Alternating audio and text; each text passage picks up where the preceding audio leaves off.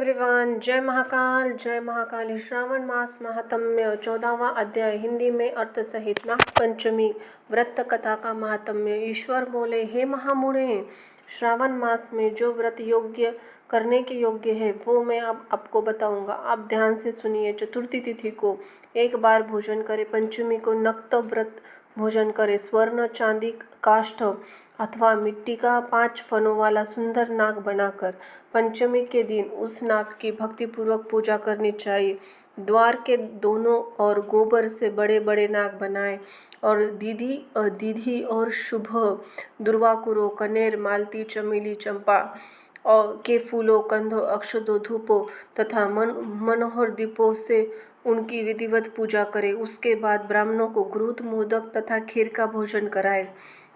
इसके बाद अनंत वासुकी, शेष, पद्मनाभ, कंबल, कारकोटक, अश्व, आठवा, धृतराज, शंखपाल, काली तथा तक्षक, इन सभी नागकुल के अधिपतियों को तथा इनकी माता कद्रू को भी हल्दी और चंदन दीवार पर लिखकर फूलों से इनकी आदि पूजा करें।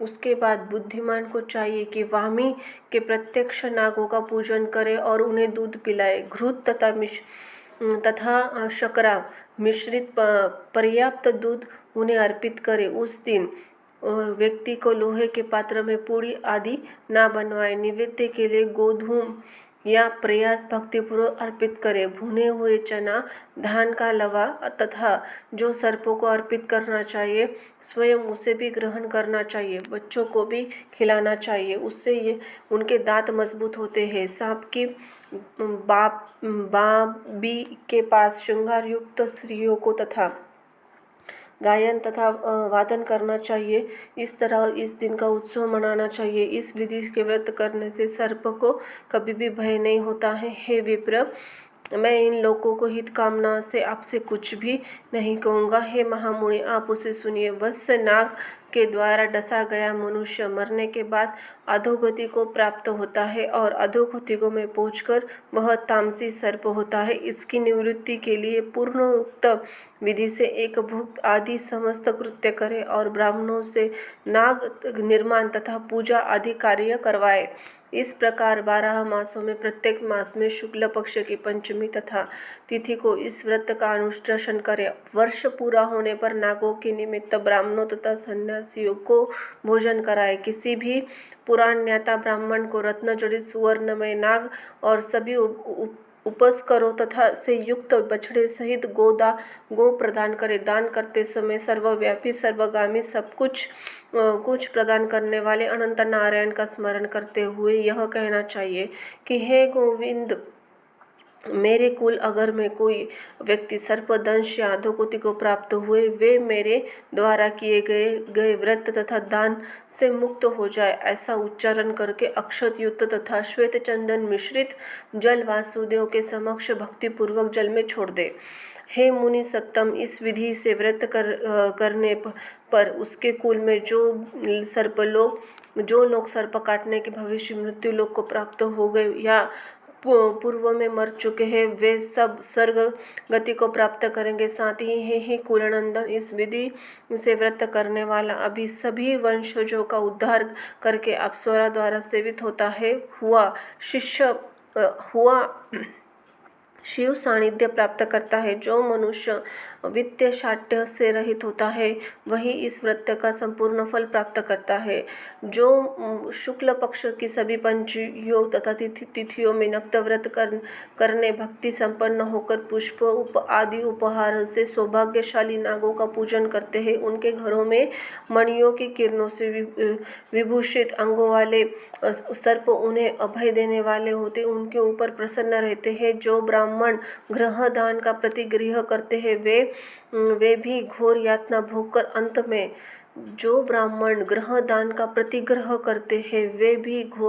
भोगकर अंत में सर्प योनि को प्राप्त होते हैं।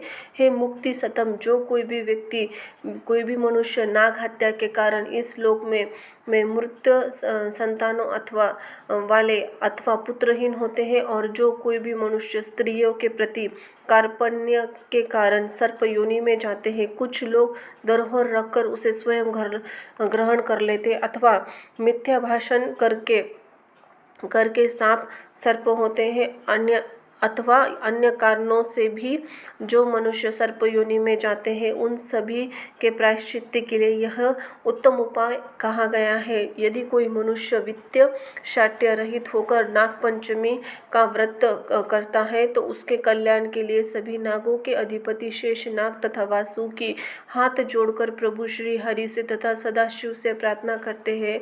तब शेष और वासुकी से प्रार्थना से प्रसन्न हुए परमेश्वर शिव तथा विष्णु उस व्यक्ति के सभी मनोरथ पूर्ण कर देते हैं। वह नागलोक में अनेक प्रकार के विपुल सुखों का उपभोग करके बाद में उत्तम वैकुंठ तथा कैलाश में जाकर शिव तथा विष्णु गण बनकर परम सुख प्राप्त करता है। हे वत्स, मैंने आपसे नागों के पंचमी का व्रत का वर्णन किया है। इसके बाद अब आप कौन सा अन्य व्रत सुनना चाहते हैं उसे बताएं। इस प्रकार श्री स्कंद पुराण अंतर्गत ईश्वर संवाद श्रावण मास महात्म्य नाग पंचमी व्रत कथा कथन 4वां अध्याय संपूर्ण हुआ।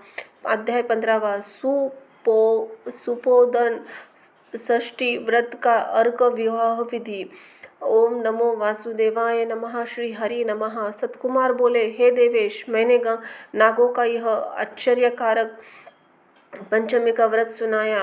अब आप बताइए, षष्ठी में कौन सा व्रत होता है, उसकी विधि क्या है। ईश्वर बोले, हे विपेंद्र, श्रावण मास के शुक्ल पक्ष में षष्ठी तिथि को महामृत्यु का नाश करने वाले सोपोदन नामक शुभ व्रत को करना चाहिए। शिवालय अथवा घर में ही प्रयत्न पूर्वक शिव का पूजन करके सुपोदन दन का नैवेद्य उन्हें विधि पूर्वक अर्पण करना चाहिए। इस व्रत के साधन में आम्र का लवण मिलाकर शाक अनेक पदार्थों का नैवेद्य अर्पित करें। साथ ही ब्राह्मणों को वायदान प्रदान करें। जो इस विधि से व्रत करता है उसे अनंत पुण्य फल मिलता है। इस प्रकरण में लोग एक प्राचीन कहानी सुनाते हैं। जो इस प्रकार से प्राचीन समय में रोहित नाम का एक राजा था। काफ़ी समय बीतने के बाद भी उसे पुत्र रत्न की प्राप्ति नहीं हुई। तब पुत्र की अभिलाषा ने उसने राजा ने अत्यंत कठोर तप किया। ब्रह्मा जी ने कहा, तुम्हारे प्रारब्ध में पुत्र नहीं है, तब भी तुम पुत्र की लालसा में। वह राजा अपनी तपस्या से जरा भी विचलित नहीं हुआ। इसके बाद राजा ने तपस्या करते करते संकटग्रस्त हो गए। तब ब्रह्मा जी पुनः प्रकट हुए, कहने लगे, मैंने आपको पुत्र का वर तो दे दिया है, लेकिन आपका पुत्र अल्प आयु होगा। तब राजा तथा उनकी पत्नी ने विचार किया कि इससे रानी तो बाजपन का दूर होगा, संतानहीनता की निंदा नहीं होगी। कुछ समय बीत जाने के बाद ब्रह्मा जी ने उसे वरदान से उन्हें पुत्र की प्राप्ति हुई। राजा ने विधि पूर्वक उसे जात कर्म आदि सब संस्कार किए। दक्षिणा नाम वाली उस रानी और राजा ने अपने पुत्र का नाम शिवदत्त रखा। उचित समय आने पर भयभीत चित्त वाले राजा ने पुत्र का यज्ञोपवीत संस्कार किया, किंतु राजा ने उसकी मृत्यु से भय से उसका विवाह नहीं किया। तदनंतर 16 साल में पुत्र शिवदत्त मृत्यु को प्राप्त हो गया। तब ब्रह्मचारी उस मृत्यु का स्मरण करते हुए राजा को बहुत चिंता होने लगी। जिन लोगों के कुल में कोई ब्रह्मचारी मर जाए तब उसका कुल खत्म हो जाता है, ब्रह्मचारी भी दुर्गति में पड़ जाता है। सतकुमार बोले, हे देव, हे जगन्नाथ, इसके दोष का निवारण का उपाय है या नहीं? यदि उपाय है तो अभी बताइए, जिससे दोष की शांति हो सके। ईश्वर बोले, यदि कोई शांतक अथवा ब्रह्मचारी मर जाए तो अर्क विधि से उसका विवाह कर देना चाहिए। उसके बाद उन दोनों ब्रह्मचारी आग को परस्पर संयुक्त कर देना चाहिए। अब अर्क विवाह की विधि करते हुए मृतक का गोत्र नाम आदि लेकर देश काल का उच्चारण करते हुए मैं मृत ब्रह्मचारी के दोष निवारण हेतु वैसर्गिक व्रत करता हूँ। सर्वप्रथम सुवर्ण के अभुदयिक करके अग्नि स्थापन कर आघार कर होम करके चारों ओर व्याहतियों ओम भुव ओम सह ओम मह से हवन करना चाहिए। इसके बाद व्रत का अनुष्ठान करके उत्तम फल की प्राप्ति निमित्त व्रत प्राप्ति अग्नि के संपादनार्थ विश्व देवों के लिए घृत में आहुति डाले। उसके बाद श्रेष्ठ कृत होम करके अविष्ट होम संपन्न करे। पुनः देशकाल का उच्चारण करके इस प्रकार बोले, मैं अर्घ विवाह करूँगा, उसके बाद सुवर्ण से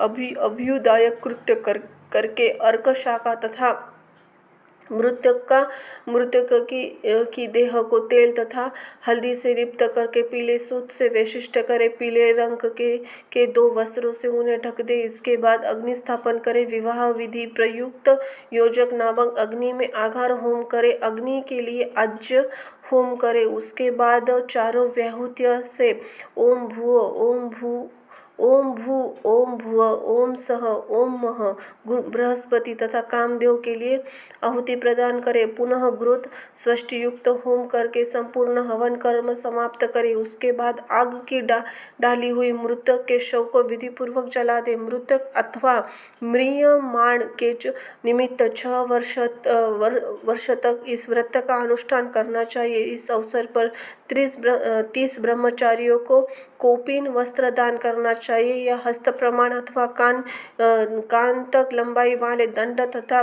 कृष्ण मृग चर्म भी प्रदान करने चाहिए।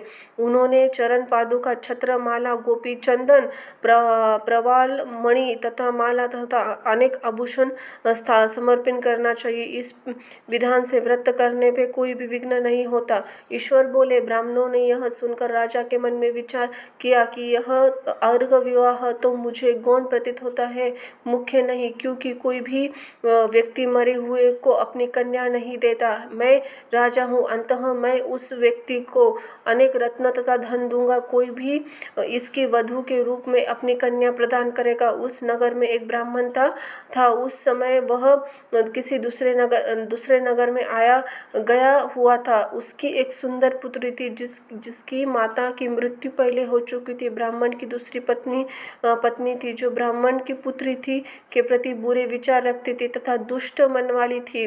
कन्या 10 वर्ष की तथा दीन थी, अपनी सौतेली माँ के अधीन थी। अंततः सौतेली माता ने द्वेष तथा अत्यधिक धन के लालच में 1 लाख मुद्रा लेकर उस कन्या को मृतक राजकुमार के लिए दे दिया। कन्या को लेकर राजा के लोग नदी के तट पर शमशान भूमि में राजकुमार के पास ले आए। शव के साथ उसका विवाह कर दिया। उसके बाद विधि पूर्वक शव के साथ कन्या के योग करके जब जलाने की तैयारी करने लगे, तब उस कन्या ने पूछा, हे सज्जनों, आप ये लोग क्या कर रहे हो? तब समस्त वे सभी दुखी मन से कहने लगे कि हम लोग तुम्हारे इस पति को जला रहे हैं। इस कन्या पर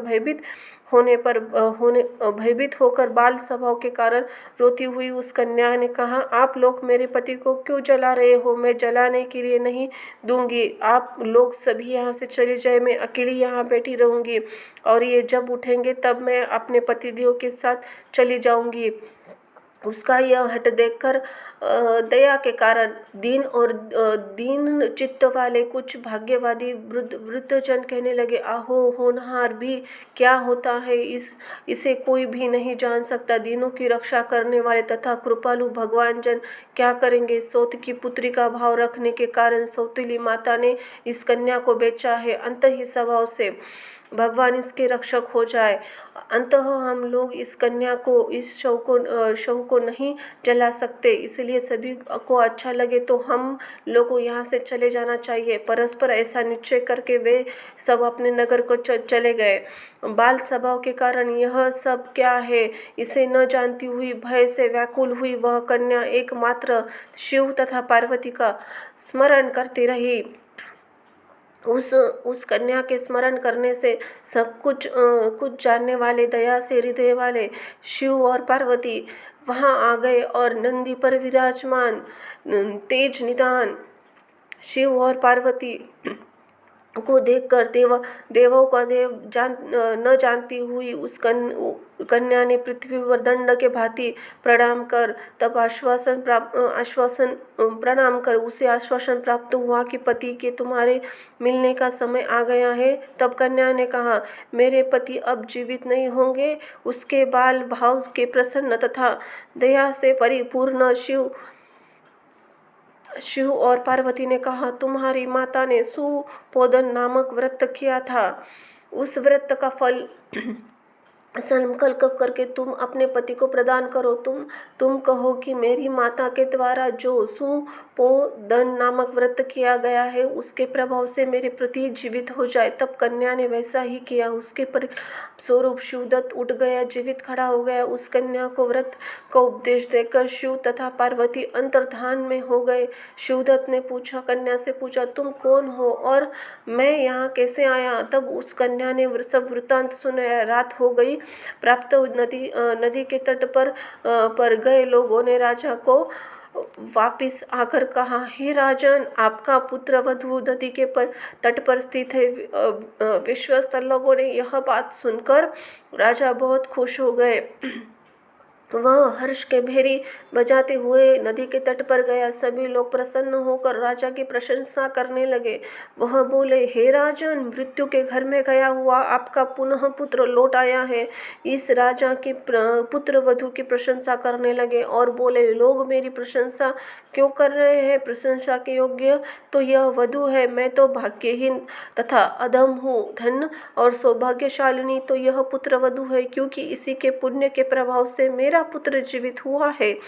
इस प्रकार अपनी पुत्रवधू की प्रशंसा करते राजा ने दान तथा सम्मान के साथ श्रेष्ठ ब्राह्मणों का पूजन किया और ग्राम के बाहर लेकर जाए। मृत व्यक्ति के पुनः ग्राम में प्रवेश से संबंधित शांति ब्राह्मणों को निर्देश विधि पूर्वक संपन्न किया। हे वत्स, इस प्रकार मैंने आपको यह सुपोदन नामक व्रत कहा है। इसे 5 वर्ष तक करने से अत्यंतर उद्यापन करना चाहिए। पार्वती तथा शिव की प्रतिमा का नित्य पूजन करना चाहिए और प्राप्त काल आम के पल्लवों के साथ चूरू का होम करना चाहिए। साथ ही नैवेद्य तथा वायम अर्पित करना चाहिए।